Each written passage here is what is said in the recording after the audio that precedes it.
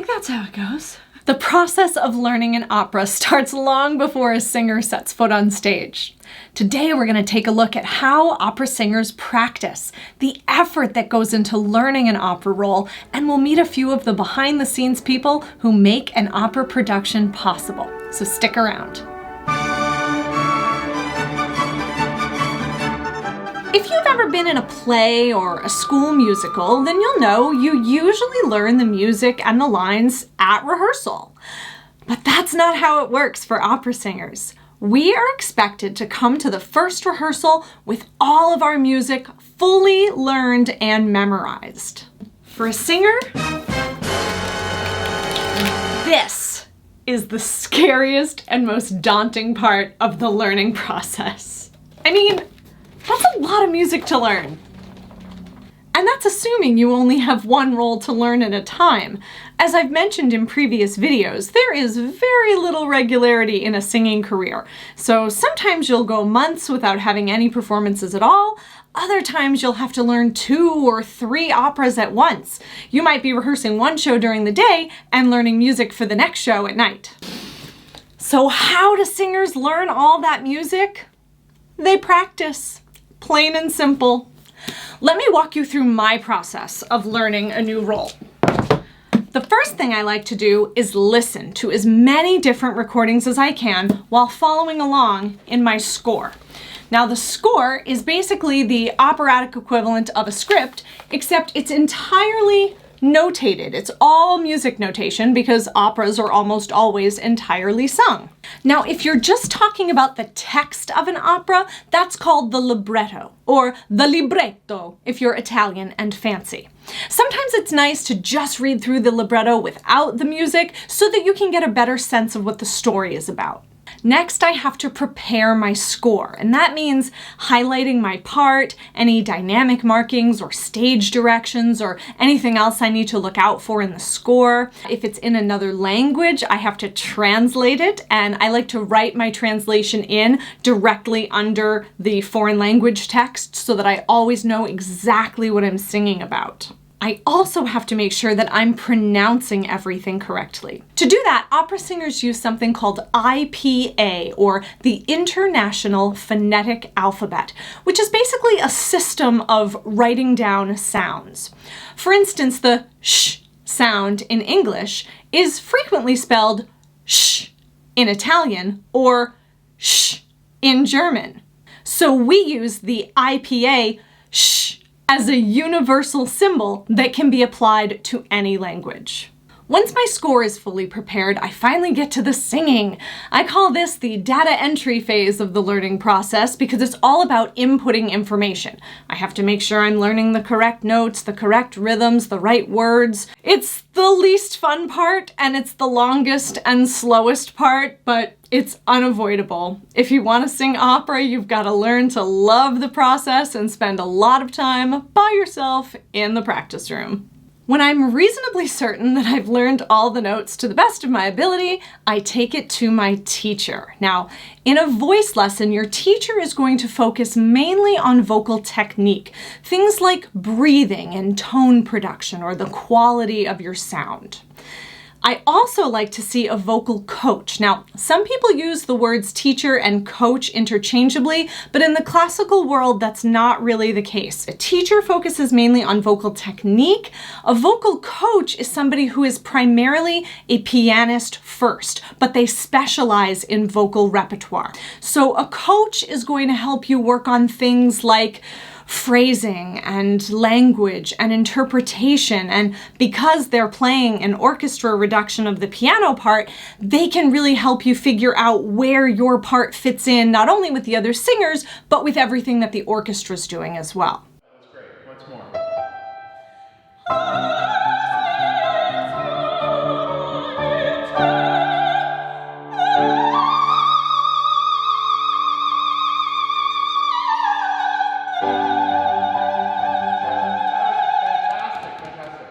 Next, we have to memorize. Because my process of learning music is so methodical and painstaking, I tend to memorize as I go along without even really having to try for it that much. But there are lots of ways that you can practice and get better at memorizing. Some people write the text over and over and over again. Some people write them out on cue cards. Some people like to tie physical movement to lines of text. I do sort of a combination of all of those things, but I mostly just use good old-fashioned repetition. I repeat my lines over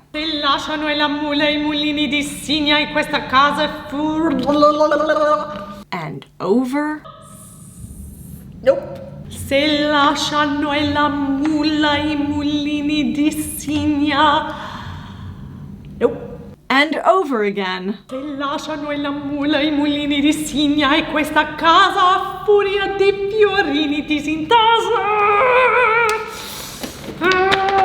Until I know them like the back of my hand. Was that freckle always there? Finally, when everything is learned and memorized, then it's time to get together with the rest of the cast and start rehearsing. Today, I'm going to be taking you behind the scenes to a rehearsal of Hansel and Gretel. I'm going to be playing Gretel, and Hansel is actually going to be played by my good friend and countertenor, Benjamin Rausch, who you might remember from a previous video.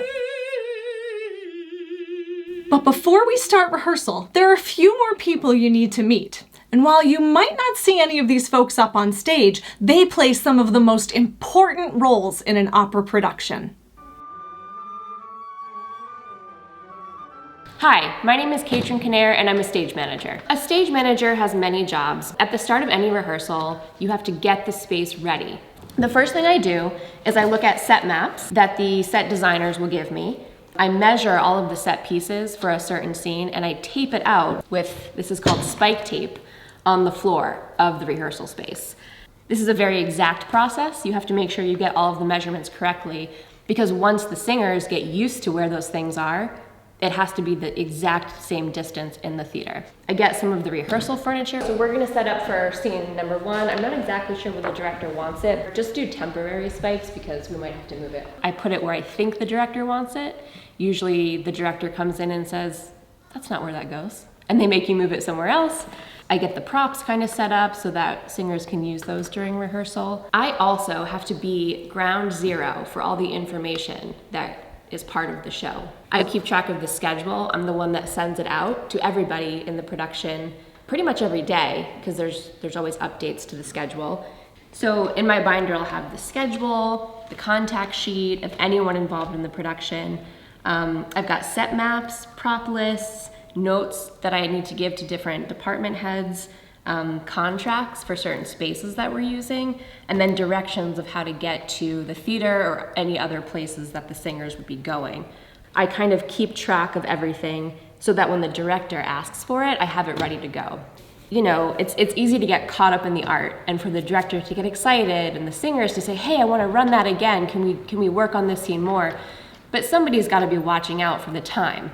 It's really important that the stage manager makes sure the things happen on time. So sometimes as the stage manager, I feel like I need to be everywhere at once. So you feel really lucky when you have an assistant stage manager helping you out. Dan here is going to be my assistant stage manager on this show, and I'm super happy to have him here.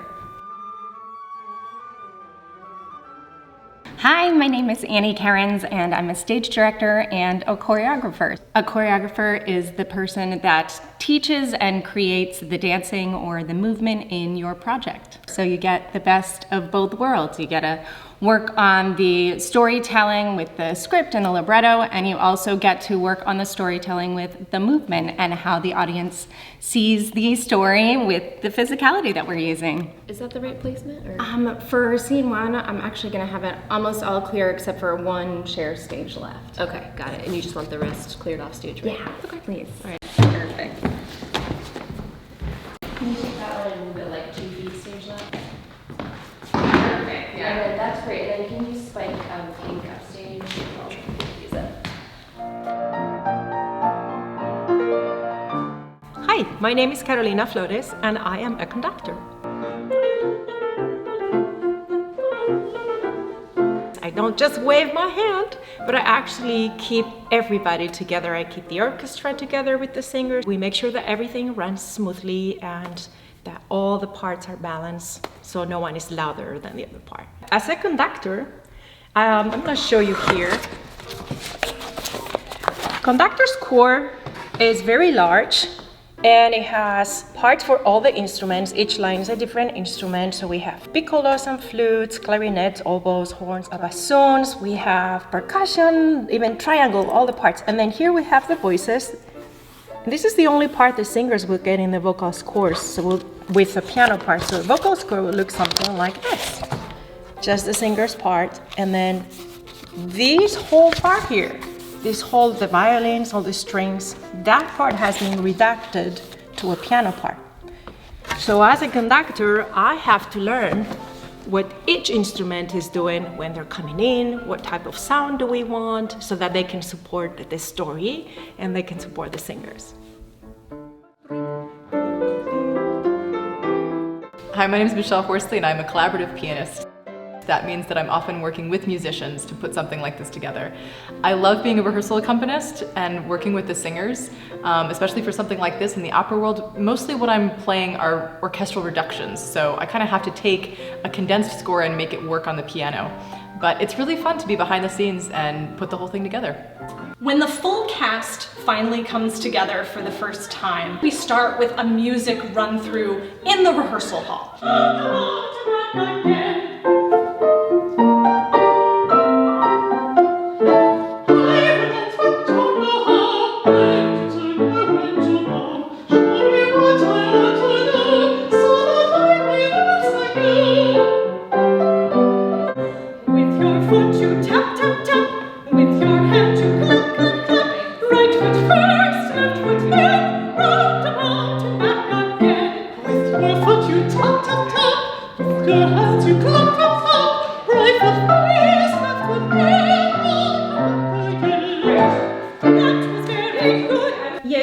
The orchestra is playing legato. The strings are very legato here, and then the winds are actually supporting the characters here with the staccatos. So, good luck, pianists, trying to do both things. Right on it? Right on it. Okay. Oops. Sorry, right on it. I'll sing. With your hand you click, with your fingers you click, right foot first, left foot back. Here's a different step to do, you must do it with me too. Offer me your encore dancing, I accept your let's start prancing.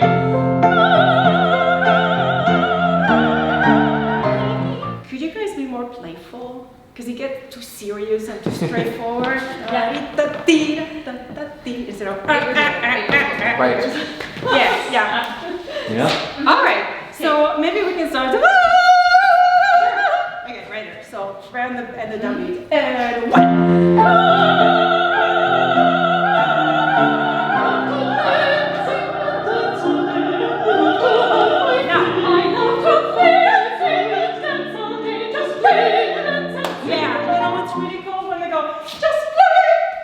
Beep bop beep bop bop bop bop. Yeah. Sorry, I didn't just get anymore. Sorry. Okay, guys. Once you've run through the whole opera, you start staging. I'll You're just gonna record do it. the first one right, or you can change it. But so the first one you're gonna get right, like, oh yeah, I got my right foot, and then you go to step, and instead of touching, you put your weight on that left Great. foot.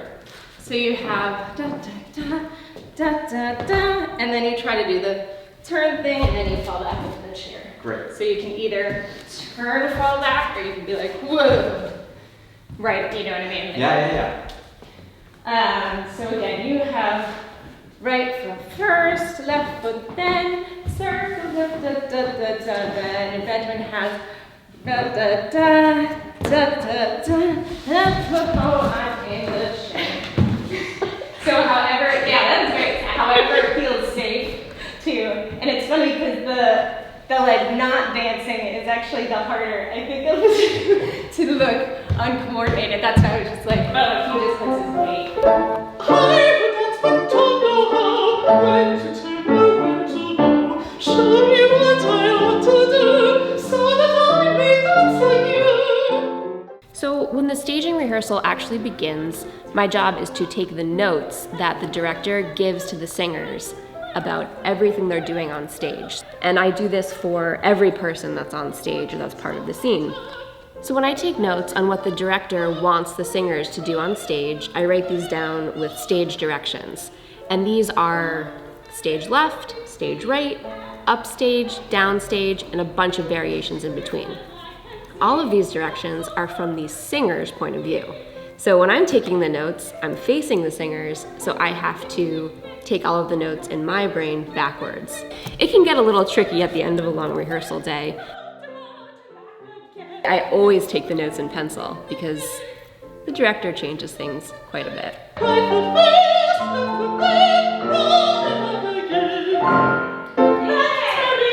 That was very good. No. Brother, here's a different step to do, right? That's what's next.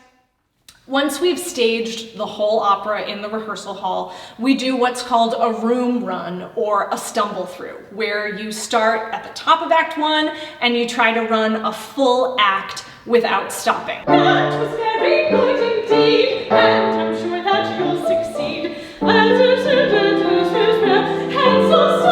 dance like me, and I think that's really up. With your hand you nick, nick, nick, with your fingers you click, click, click, right foot first and put them roundabout and back again.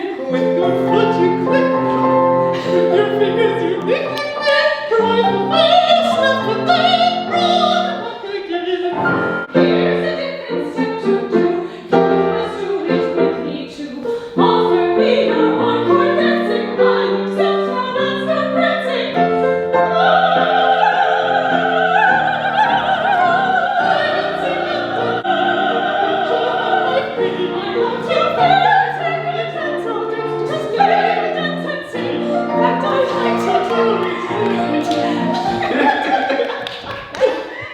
Sometimes an opera, a musical, or a play will have a fight scene.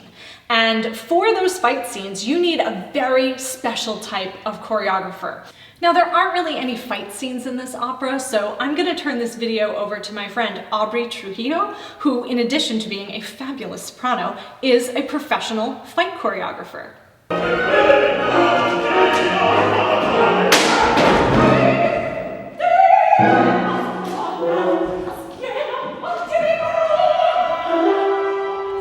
What is fight choreography?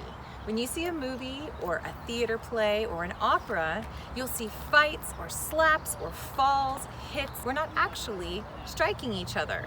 So we have to do what's called choreography, or a bit of a dance. And that's where I come in. I'm a fight choreographer. So I help the people who are involved in the fight sequence to do it safely and do it again and again so it's practiced. I have a black belt in Taekwondo. As a martial artist, it's important to be able to throw kicks and a punch and know what it feels like to make contact with a bag, not a person, because we don't actually hit each other. I have sword combat training, and I have rifle and weapons training, as well as archery training. So all of these things make me a better fight choreographer. Because we need to practice these moves, we have rehearsals. Just like singers rehearse their music, our fight team, or the people involved in a fight sequence, practice together as well. First and foremost, we have to be safe. So if we're working with something like a sword, we're going to go ahead and put on something to protect our eyes. Now this is a stage weapon, so as you can see, it's dulled, and it's actually made out of airplane aluminum, so it makes a really cool striking sound that you'll hear in a little bit. When you are learning a sequence with a partner, eye contact is the most important thing. This is Jerry. Jerry is my partner today. First thing we want to do is get at a safe fighting distance.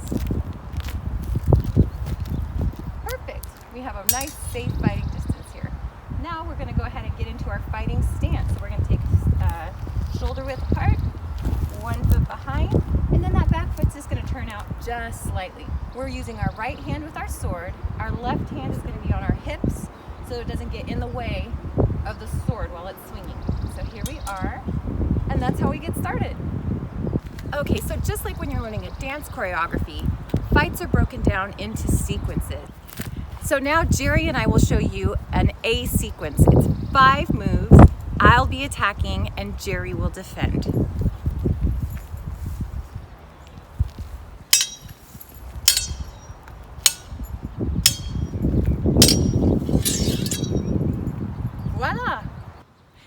clip is from Lucia di Lammermoor.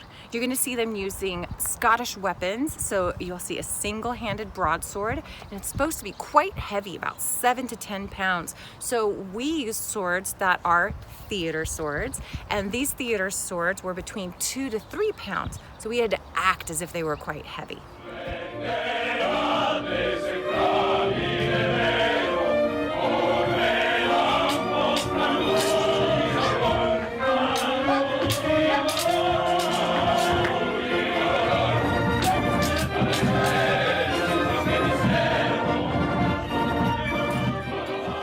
So this next sequence is from Carmen, and these two men are fighting with knives. So you'll see one of them has a cape and he's swooshing it around to be very distracting. One of them's very angry, one of them's very calm. These are all acting choices that we made before we wrote the fight sequence.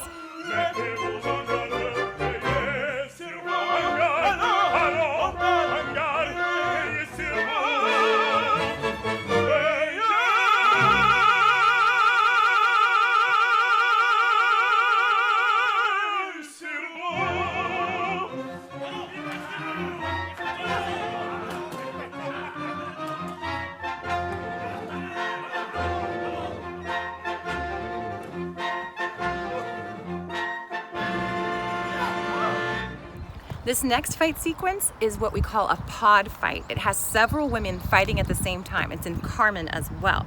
So what we had to do was write each of these sequences in different places and then time it so that they all happened at the same time.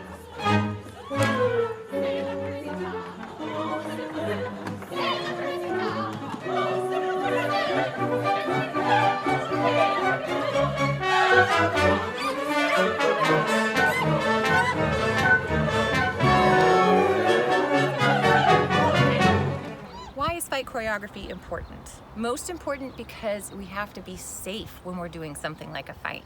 We don't want to actually bruise our friends that we're working with on stage or hurt them in any kind of sequence. So we practice the moves over and over and over again to keep ourselves safe. This is really important with singers because our bodies are our instruments. If we get any injuries, even the slightest injury to our neck, it can be very difficult for us to sing. Okay, now it's your turn. So find a tree in your backyard, find a paper towel roll or a pool noodle or something that's kind of like a sword. Get a nice grip on it here. If it's a little wider, that's okay. You can grab it just like this. Stand in our fight stance, feet shoulder width apart, back foot turned, hand on your hip, very nice. And our first target is that front leg. Boom. Then that back leg. Boom. Then that shoulder. Boom. Other shoulder. And the head. Boom. And disengage. Very good. Keep practicing. Can we move on to scene 2? Yes, so clear this and The trees, yeah. got it. Great. Grab that. Grab that one. So it's Guarding. guarding, guiding, and then cover, hover. We did. Cover, I hover. did that. Guarding, guiding, cover, Cover, hover. The C is before H. See, is the more right. So finding that sort of innocence, and for Hansel, I think there's that moment of, oh yeah, I remember my prayer. Yep, and that's the next. I think there could be a little bit of that to play with. Yeah, but I mean, it sounds amazing. From the top?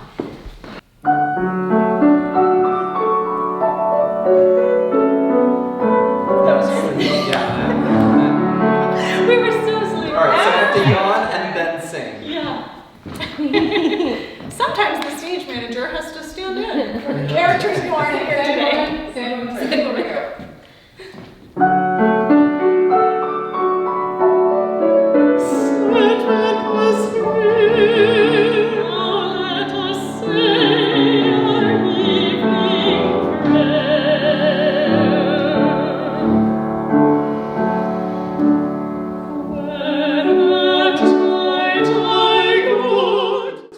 That happens in the rehearsal hall is called a Sitzprobe. Sitzprobe is a German word that just means sitting rehearsal or seated rehearsal.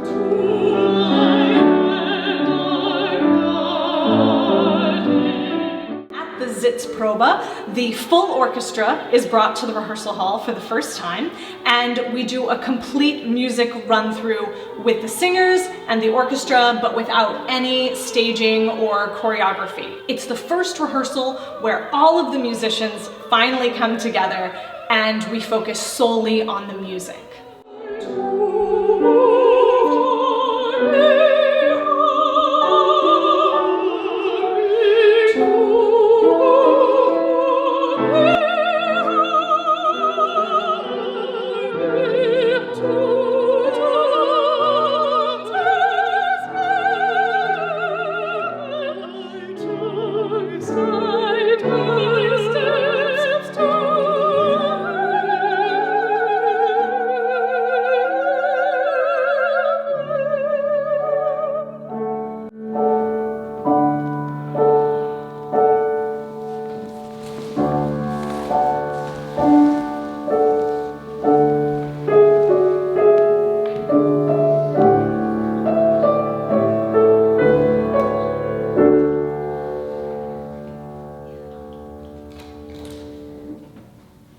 Great, sorry, we were talking. We were talking about adding crickets and nice. So I hope you enjoyed this little behind the scenes look at the opera rehearsal process. In our next video, we're going to be heading into the theater to show you how we incorporate all of the various technical elements to really bring an opera production to life. As always, you can submit your questions to saltmarshopera.org. Please follow us on Instagram, like this video, and subscribe to our YouTube channel, and I will see you next time.